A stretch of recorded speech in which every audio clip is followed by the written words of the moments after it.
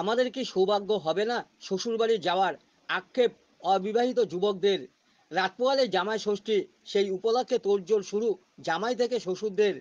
জামাই মেয়েকে বাড়িতে পৌঁছে দিতে টোটো নিয়ে পথ চেয়ে থাকে এই অবিবাহিত যুবকেরা।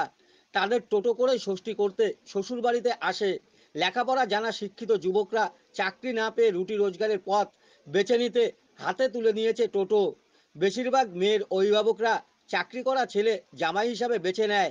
তাই শিক্ষিত হয়েও মেয়ে পাচ্ছে না এই টোটো চালক যুবকেরা। এর ফলে বিয়েও হচ্ছে না। ষষ্ঠীর দিনে মেয়ে জামাই বহন করে পৌঁছে দিচ্ছে শ্বশুর বাড়িতে। মনের মধ্যে দুঃখ, আক্ষেপের সুর তাদের গলায়। তারা জানায়, আমাদের কি সৌভাগ্য হবে না শ্বশুরবাড়ি যাওয়ার?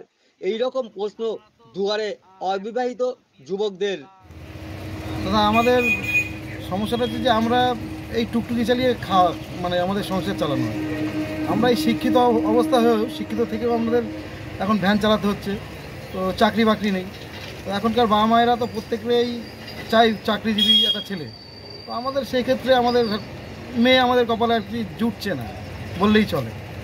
তো আমাদের একটা সরকারের কাছে একটা আবেদন এটাই যে যদি কোনো ভালো কর্মসংস্থান যদি দিতে পারতো আমাদেরকে, যাতে আমরা সেই জায়গাটা দেখিয়ে অ্যাটলিস্ট মেয়ের বাবা মায়ের থেকে মেয়ের হাতটা চাইতে পারতাম।